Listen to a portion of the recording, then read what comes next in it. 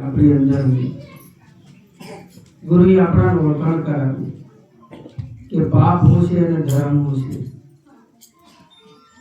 આ જગતની અંદર ખૂબ આપણી દોડ બહાર હતી. આપણી આંખ દેખે છે બહાર, આપણા કાન સાંભળે છે બહાર, આપણું નાક પણ સૂંઘે છે બહારની વસ્તુ.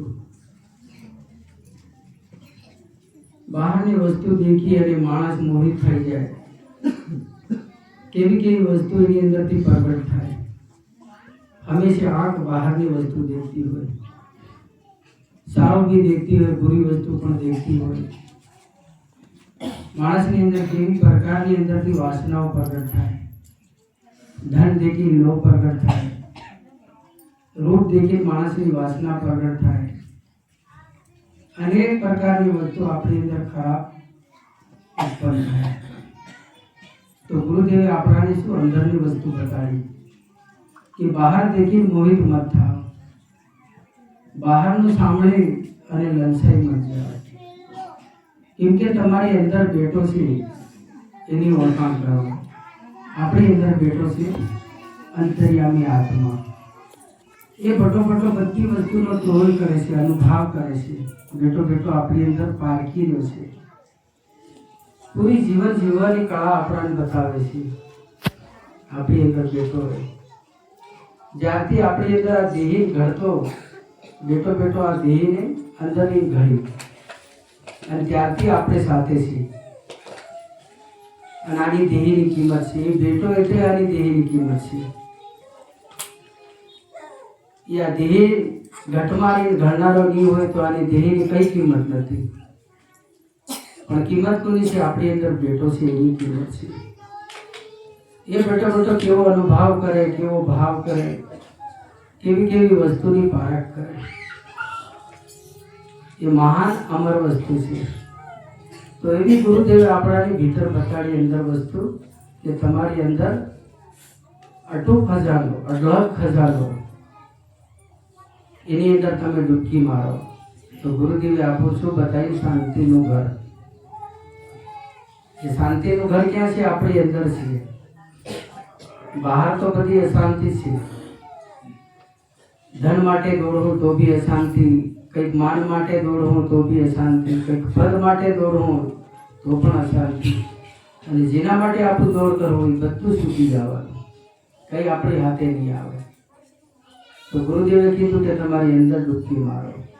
જે તમારો સાથનો સંગાતી છે અને જે વસ્તુ તમારી હાથે આવે એવી સત્ય વસ્તુની ઓળખાણ કરો. તો એવી સત્ય વસ્તુ આપણી અંદર પડી છે, એની આપણે ખોજ કરવાની છે. એ મહાન છે, એ સત્ય છે, એ સનાતન આપણી અંદર બેઠો છે. યુગોથી આપણી સાથે છે. બહાર મત ભટકવાની જરૂર. બહાર તો સંસારની માયા છે. આંખથી લાગુ પડે, કાનથી લાગુ પડે, એની વસ્તુનો ત્યાગ કરવાની જરૂર છે. તો ગુરુદેવે આપણાને શાંતિનું ઘર બતાવ્યું અને અશાંતિ છોડાવી. આપણી અંદર જૂટાઈ હતી, મોટાઈ હતી, અહમ હતો, અભિમાન હતો, છળ કપટ, એવા બધા આપણા દુશ્મનો હતા. એ બુરી વસ્તુ હતી. એવા પાપની હટાવ્યો અને આપણાને મુક્તિનો માર્ગ ભણાવ્યો. ત્યારે આપણી અંદર શાંતિ પ્રગટ થાય. નહીં તો આપણી અંદર લોભ હતો તો લોભની સાથે જોડી જતા, અહમ હતો તો અહમની સાથે, મોટાઈ હતી તો મોટાઈની સાથે, જૂટાઈ હતી તો જૂટાઈની સાથે. જૂટાઈની સાથે આપણે આપણું હરેક કર્મ જૂઠું થાય. એવી રીતે આપણી અંદર ખરેખર ડૂબકી મારવાની જરૂર છે. મહાન વસ્તુ આપણી અંદર પડી છે. બુરી વસ્તુનો ત્યાગ કરવાની જરૂર છે. અને ગુરુદેવે આપણાને એ વસ્તુનો ત્યાગ કરે. જે પાપ વસ્તુ હતી એને ઓળખાણ કરાવી કે આની વસ્તુ તમે ત્યાગ કરી દો. તો આપણી અંદર અનેક પ્રકારની જે વાસનાઓ છે એ વાસનાઓ અત્યારે બધાની અંદર શાંત થાય ગઈ. ની એની અંદરથી અહમ પ્રગટ થાય, ની મોટાઈ પ્રગટ થાય, ની જૂટાઈ પ્રગટ થાય, ને એના મુખમાંથી જૂઠો શબ્દ નીકળે. કેટલા મહાન બનાવી દીધા આપણા ગુરુદેવે. તો આવી વસ્તુને આપણે ઓળખવાની જરૂર છે, ખૂબ ગુરુનું માન કરવાની જરૂર છે, ગુરુના વચન થકી ચાલવાની જરૂર છે. જે ગુરુ આપણને વચન આપે છે એ વચન થકી ચાલવાની જરૂર છે. આપણી અંદર ઘણું બધું જ્ઞાન હોય, ચારે વેદનું પણ જ્ઞાન હોય, અરાડ પુરાણનું પણ જ્ઞાન હોય, સંસારી અમુક ઘણી બધી વસ્તુનું જ્ઞાન હોય, પણ જે ગુરુ શબ્દ છે, ગુરુ વચન છે, ગુરુ નિયમ છે એ મહાન છે. ગુરુ પાસેથી થોડીક મળી આપણા માટે ઘણી છે, એ જ આપણી હાથે આવશે. ગુરુનો નિયમ, ગુરુનો વચન, ગુરુનો ભાવ, ગુરુની આપેલી વસ્તુ એ આપણો સાથનો સંગાતી છે. તો ગુરુ લોકોને વારંવાર આપણે યાદ કરવું. ગુરુએ કેટલી આપણી ઉપર કૃપા કરી દીધી. ત્યારે આવી ધર્મ સભાની અંદર ગુરુના શરણમાં બેસવાની તક મળે. આ વસ્તુ નહીં મળતું, આપણું ભક્તિ નહીં મળતી, ગુરુ નહીં મળતા, તો આપણું કેવા બહાર ભટક્યા કરતા, જ્યાં જઈને બેસતા. પણ આજે આપણું ભક્તિ માતાને શરણે બેસાડી દીધા, તો આપણે કેટલા ભાગ્યશાળી, કેટલા મહાન આપણી અંદર એક ધર્મ પ્રગટ થઈ ગયો. જેવી રીતે મીરાબાઈની અંદર પ્રગટ થયો, સબરી માતાની અંદર પ્રગટ થયો, એવા નરસિંહ મહેતાની અંદર એવો ધર્મ પ્રગટ થયો. તો ત્યારે અમર છે. તો સરગની સીડી બતાડી ગુરુએ આપણા સરગની સીડી બતાવી કે સરગમાં કેવી રીતે જાવ, એ માર્ગ બતાવી દીધો. જો ગુરુ નહીં મળ્યા હોય તો પછી આ વસ્તુની આપણને ગમ નહીં લાગતી, આનો પત્તો બી નહીં દેતો આપણે. તો ગુરુએ આંગળી દિન બતાડી વસ્તુ આપણી ભીતર કે તમારી અંદર શાંતિ છે, તમારી અંદર સુખ છે, તમારી અંદર દયા છે, ભાવ છે, પ્રેમ છે, હરેક વસ્તુ આપણી અંદર છે. એનો વેપાર કરવા કીધો. ધને ધને વધે ઘટે નહીં. તો એ જે રામ રતન ધન પાયો, આપણી અંદરનો જે રામ રતન જે ધન છે એ આપણી અંદર છે. એ રામ નામની મહિમા આપણું ગુરુદેવે ઓળખાવી કે આ રામ નામ છે એ અજર અને અમર છે. તો ભક્તિ ખૂબ મહાન છે, પણ એને ઓળખવાની જરૂર છે, અને ઓળખનારો તો આપણી અંદર જ બેઠો છે. પણ કંઈક આપણે મનની મતિથી ચાલતા હોય તો એ મન બહાર ભટક્યા કરે અને બહાર આપણા ખીસી જાય. પણ જે આત્માની ઓળખાણ કરીએ તો મય બેઠો બેઠો જે આત્મા છે એ આપણાને માર્ગ બતાવે છે. કોઈ પૂછવાની જરૂર નથી. ગુરુએ આપણને બતાવી દીધી વસ્તુ કે જીવન કેવી રીતે જીવવાનું એ આપણી અંદરથી આપણી આત્માને પૂછીને જીવવાની જરૂર છે. કંઈ બી કર્મ કરવું હોય, કંઈ બી કામ કરવું હોય તો આપણી અંદર થોડો અનુભવ કરો કે આ જે કર્મ કરું છે એનું પરિણામ કેવું આવશે. તો આપણી અંતરાત્મા કહે છે કે આ કામ તું કર, એ તારું કામ સફળ થાય. અને અંતરાત્મા નહીં કે એ કામ નહીં કરવાનું, અને એ કામ કરી તો એ કામ નિષ્ફળ જાય, કેમ કે એ કામમાં ભગવાનની પણ મરજી નથી. તો આજે ગુરુદેવ આપણા એવી મહાન વસ્તુ ઓળખાવી.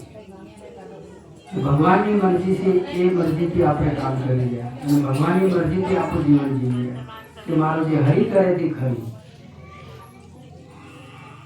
તો એ કાર્ય કરી શકીએ આપણે આપણા અંદરના અનુભવને ઓળખવાની જરૂર છે. આપણે અંદર અનુભવ કરવાની જરૂર છે. ભજનની અંદર કીધું કે તનના તોલાને મનના ત્રાજવા, તોલે જ ખબર પડે. આયો હીરાનો પારકું એ પારકે જ ખબર પડે. એટલે આ તન છે શરીરના તોલા અને મનના ત્રાજમાં તોલે જ ખબર પડે. અને આયો હીરાનો પારકું પારકે જ ખબર પડે. એ પારખનારી પારસમણી આપણી અંદર છે. આ જગતનો પૂરો તોલ કરી શકે માણસ,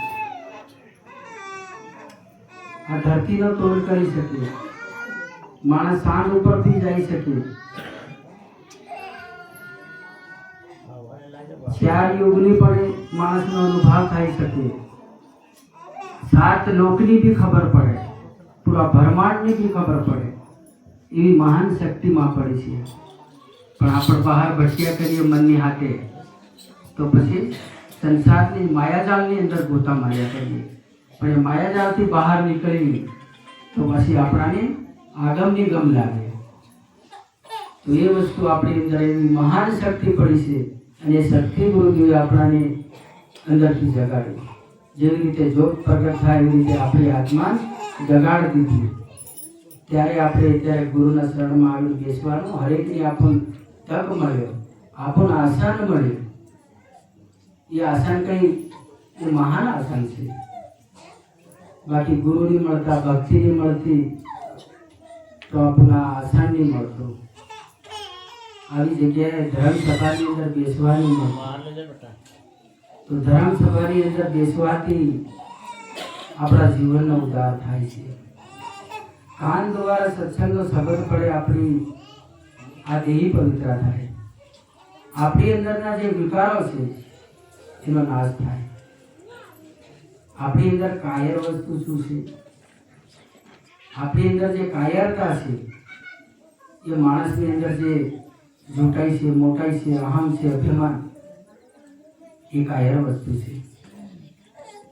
અને આપણી અંદર જે સુરતા છે, જે સદગુણો છે, એ સુરા નર છે. કે સુરોપુરો નર સન્મુખ લડે, કાયર કાયર ભાગે. સુરોપુરો નર હોય હંમેશા સન્મુખ લડે અને કાયરને ભાગવું પડે. તો એ કાયર વસ્તુ ગુરુદેવે ભગાડી દીધી. આપણી અંદર જે વિકાર વાસનાઓ હતી એ ભગાડી દીધી કાયર. અને ત્યારે શું પ્રગટ કર્યું? સુરતા પ્રગટ કરી.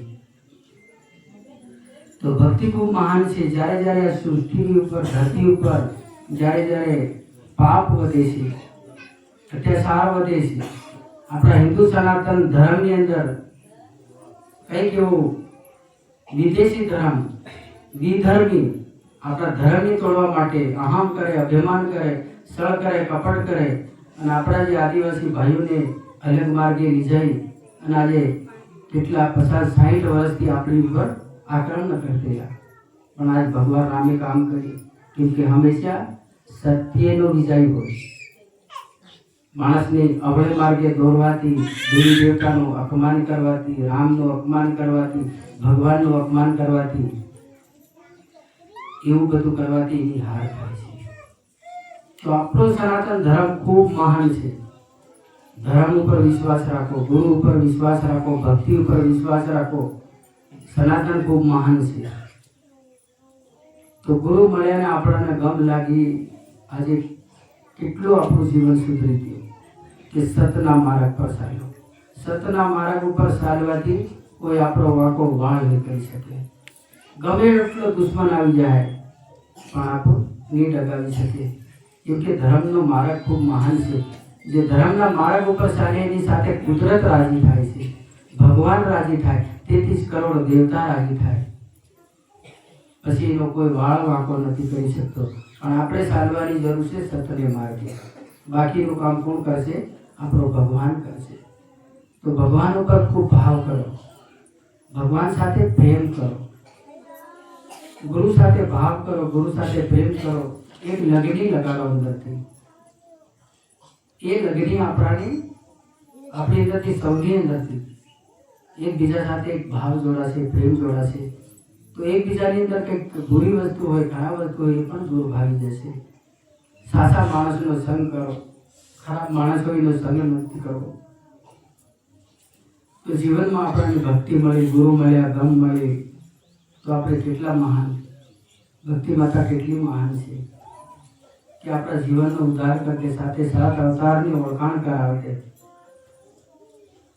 તો ખરેખર ગુરુની ખૂબ મહિમા છે. ગુરુના વચન પર ચાલવું, ગુરુના નિયમ પર ચાલવું. ગુરુએ જે કંઈ વચન બતાડ્યો એ વચન આપણે પકડી